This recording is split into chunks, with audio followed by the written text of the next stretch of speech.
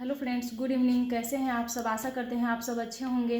तो चलिए आज हम बात करते हैं औरंगजेब के बारे में कि औरंगजेब की शासनकाल कैसा रहा, उनकी धार्मिक नीति कैसी थी, वो उनका शासनिक नीति कैसी थी, उनकी स्वभाव कैसी थी। चलिए आज हम उसके बारे में बात करते हैं।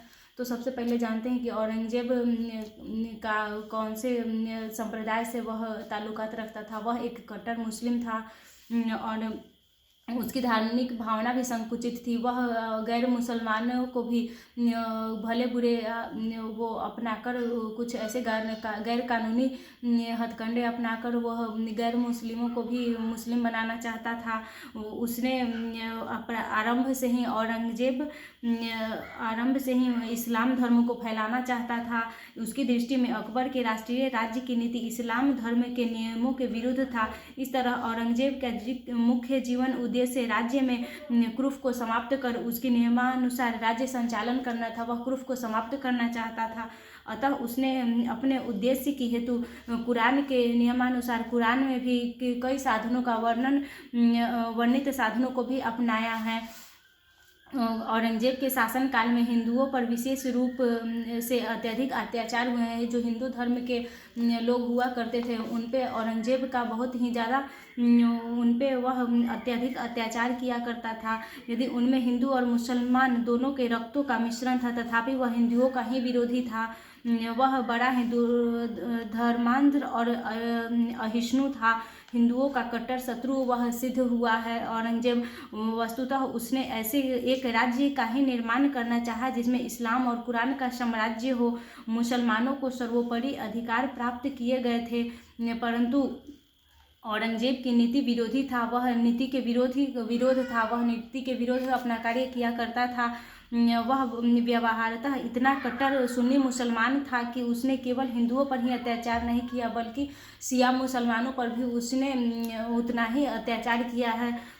उसके बाद वह एक ऐसे कट्टर मुसलमानों को हिंदुओं का विरोध किया करता था कि कोई आश्चर्य की बात नहीं है इसमें। वह बहुत ही हिंदुओं पे भी वह अत्याचार किया करता था। उसकी धार्मिक कट्टरता का परिचय हिंदुओं के साथ किए गए व्यवहार को देखकर ही स्पष्ट रूप से दिखाई हमें देता है।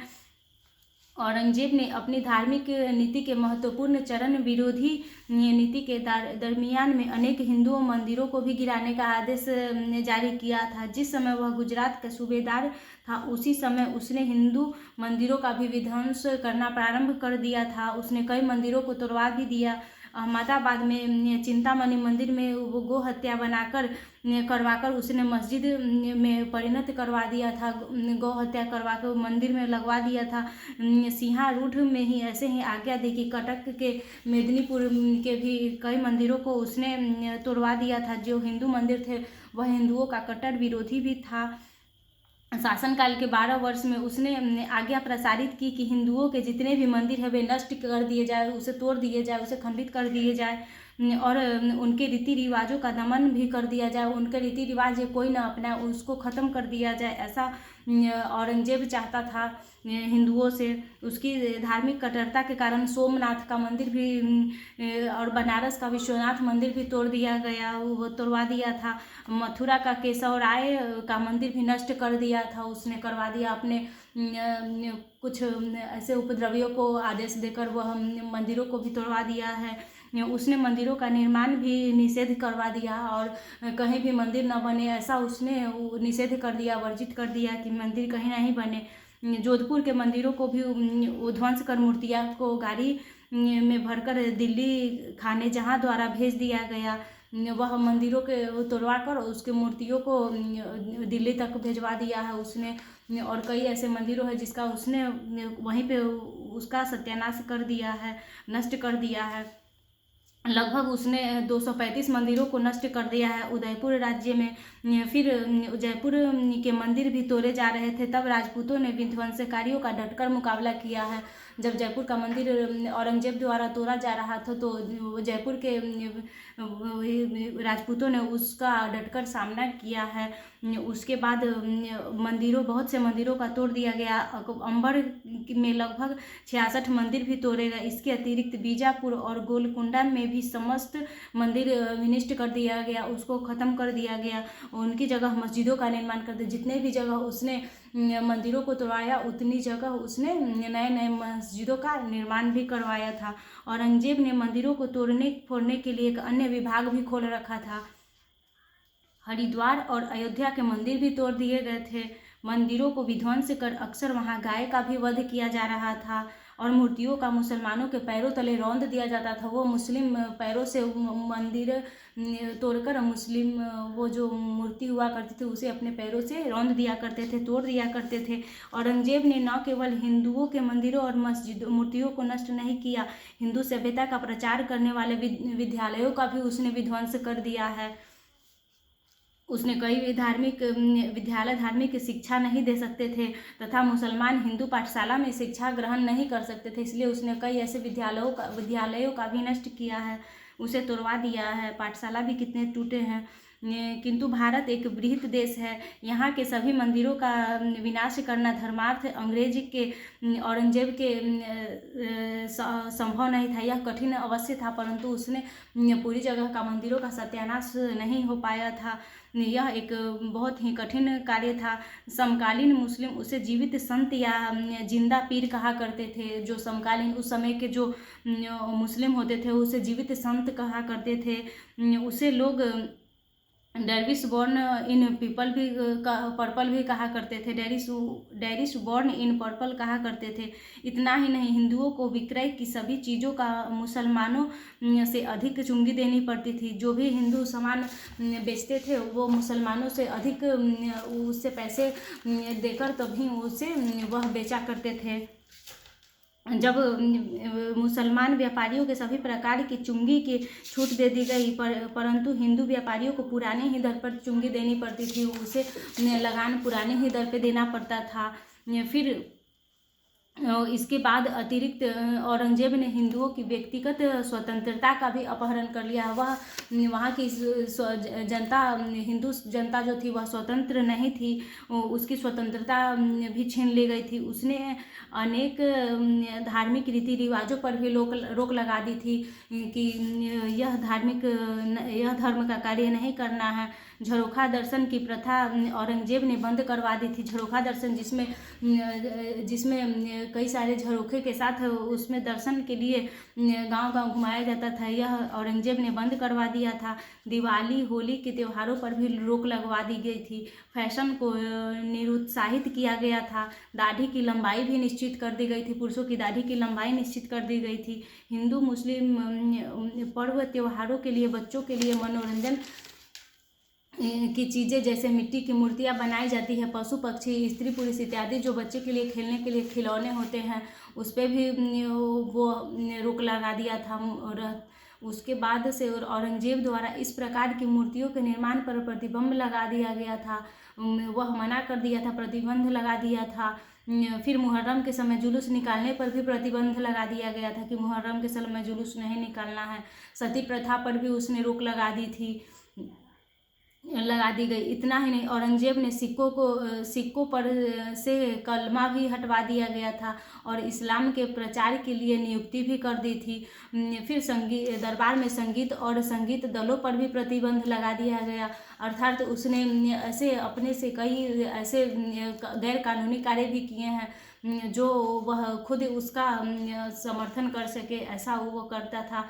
फिर 12 वर्ष जब उसने राज्य ज्योतिषों एवं भविष्य वक्ताओं को भी बर्खास्त कर दिया था। 12 वर्ष जब उसने अपने शासनकाल के अंदर फिर दरबारियों का हिंदू प्रथानुसार नमस्कार करने के लिए मना कर दिया गया। कोई किसी को प्रणाम नहीं कर सकता है, ऐसा उसने मना कर दिया था। इसके स्थान पर सलामुन अलैकुम की प्रथा चला दी थी, जो मुस्लिमों अधिकतर बोला करते हैं, उससे चला दी गई थी।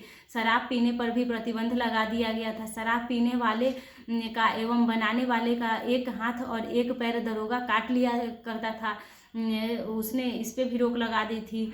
फिर वेश्या एवं नर्तकियों को यह आदेश दिया गया कि ये शादी कर ले, अन्यथा साम्राज्य से बाहर चली जाए। वह ऐसा किया। औरंगजेब इस तरह संक्षेप में हिंदुओं का कट्टर विरोधी एवं शत्रु भी था। उसने हिंदुओं के मंदिरों को नष्ट करवाया, उन पर जजिया, तीर्थ यात्रा एवं चुंगियाँ भी लगवाई गई थी। जजिया कर तथा तीर्थ यात्रा जो जाते हैं उसका कर जो रहित उसका जो कर चालान जो करता था उसका चालान कटना उसका बंद कर दिया था, उस पर कर लगना बंद कर दिया था। साथ ही तब उसने हिंदुओं को मुसलमान बनाने के अन्य विचित्र साधन भी अपनाए हैं। इस्लाम धर्म को स्वीकार करने वाले को राज्य सेवाओं के ऊंचे ऊंचे पद दिए जाते थे। जो हिंदू मुसलमान या इस्लाम धर्म ग्रहण करते थे उन्हें ऊंची ऊंची पदों पे उनको रखा जाता था। उसके राज्य सेवा में ऊंचे ऊंचे पद दिए जाते थे। हजारों हजार हिंदुओं को नौकरी से बर्दाश्त कर दिया जाता था, लेकिन यदि वो मुसलमान बनकर अपना स्वीकार करते तो उन्हें नौकरी पे रख लिया जाता था। यहाँ तक कि हिंदुओं को मुस्लिम बनने के लिए भी वह उसका बहुत ही कोशिश प्रयत्न करता रहता था, दबाव बनाता रहता था कि नौकरी से निकाल देंगे, ऐसा वह नीति अपनाया था। इतना ही नहीं, यह दो व्यक्तियों में किसी की संपत्ति को लेकर झगड़ा हो जाता और उसमें एक मुसलमान बन जाता तो उसे संपत्ति मिल जाती। दो अगर भाई है उसमें एक मुसलमान बन गया तो उसे संपत्ति मिल गई, और जो हिंदू बन गया उसकी संपत्ति उसे उसके भाइयों को दे दी जाती थी। ऐसा भी उसके राज्य में हुआ करता था। औरंगजेब ने 65 में हिंदुओं को होली, दिवाली इत्यादि उत्सवों पर भी प्रतिबंध लगा दिया था। जो हिंदुओं का धार्मिक त्यौहार था उसी पे प्रतिबंध लगा दिया गया था। फिर साबरमती नदी के किनारे अहमदाबाद में हिंदुओं के मुर्दों को जलाने पर भी रोक लगा दिया गया था।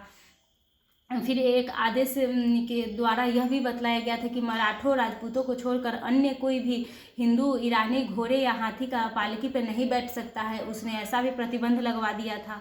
औरंगजेब ने सिखों के गुरु तेग बहादुर का भी वध करवा दिया और मराठों के दमन के लिए युद्ध छेड़ा। उसने भारी संख्या में हिंदुओं को बलात् मुसलमान बना दिया था। बहुत सारे हिंदुओं को उसने मुस्लिम बना लिया है। इस तरह औरंगजेब ने हिंदुओं पर अपनी धार्मिक संकीर्णता के कारण आफत का पहाड़ सा ढा लिया है। समस्त मुगल साम्राज्य में हिंदू जनता औरंगजेब के शासन काल में ही उससे अधिक पीड़ित और प्रताड़ित भी थी उसकी समस्त जनता। इस तरह औरंगजेब की हिंदू विरोधी नीति के मुख्य संक्षेप में निम्नलिखित हम उनके कुछ उदाहरण भी दे सकते हैं। वह अपना धार्मिक उद्देश्य पूरा करना चाहता था। वह हिंदुओं के सामाजिक, राजनीतिक तथा नैतिक पतन पर भी तुल गया था। वह भारत को कट्टर सुन्नी धर्म देश बनाना चाहता था। यहाँ इस्लामी कानून के अनुसार शासन करना चाहता था। वह हिंदुओं को दबाकर मुसलमान बनाना चाहता था। उस पर कई सारे दबाव बनाया करता था जिससे वो हिंदू मुस्लिम बन जाए, ऐसा वह किया करता था। और औरंगजेब की धर्मांधता के परिणाम बड़े ही चिंताजनक हुए हैं। संपूर्ण देश में उसके विरोध, क्रोध एवं असंतोष की ज्वाला फड़क उठी है। राजपूत, सिख, सतनामी और मराठों के मुगल साम्राज्य के विरुद्ध विद्रोह भी किया है। इन विद्रोहों को दबाने में सरकारी खजाना खाली हो गया था। मुगलों की सैनिक शक्ति भी छिन्न हो गई थी और जाटों का भी विद्रोह हुआ है, बुंदेलों का विद्रोह हुआ है, सतनामी ब्राह्मणों का विद्रोह हुआ है, सिखों का विद्रोह हुआ है, औरंगजेब और राजपूत का एक दूसरे से विद्रोह हुआ है। इस प्रकार से कई सारे विद्रोह का भी उन्हें सामना करना पड़ा है और उसका धार्मिक परिणाम चलिए अब हम आपको बताते हैं। औरंगजेब के हिंदू विरोधी नीति के परिणामों ने मुगल साम्राज्य की जड़ों को भी हिला दिया था। औरंगजेब ने राजकोष का काफ़ी धन इस्लाम धर्म के प्रचार में लगाया था। वह उसके अतिरिक्त मुसलमान व्यापारियों से उसने चुंगी लेनी देनी बंद कर दी थी तथा हिंदुओं से चुंगी ली जाती थी। मुसलमान जो भाई होते थे उससे वह चुंगी नहीं लिया जाता था, परंतु हिंदू व्यापारियों से चुंगी लिया जाता था। उसमें अब इस तरह धीरे धीरे बेईमानी भी होने लगी थी। हिंदू लोग मुसलमानों की माल बताकर चुंगी से छूटने का प्रयास करने लगे थे। इससे राज्य की आय पर काफ़ी क्षति पहुंची है। जजिया कर की वजह से हिंदू लोग दक्षिण की ओर भाग गए हैं। वह वहाँ से जजिया कर देने के कारण वह वहाँ से चले गए हैं। हिंदू मेलों को भी बंद कर देने के लिए राज्य की वह आय बंद हो गई है जो मेलों से एवं चुंगी के रूप में व्याप्त होती थी, मिलती थी। इस प्रकार औरंगजेब की हिंदू विरोधी नीति से राज्य को काफ़ी आर्थिक क्षति भी उठानी पड़ी है और मुगल साम्राज्य देखते ही देखते धराशायी हो गया है। तो चलिए अब मिलते हैं अपने नेक्स्ट वीडियो में। कैसा लगा आपको हमारे वीडियो ज़रूर बताइएगा। Thank you.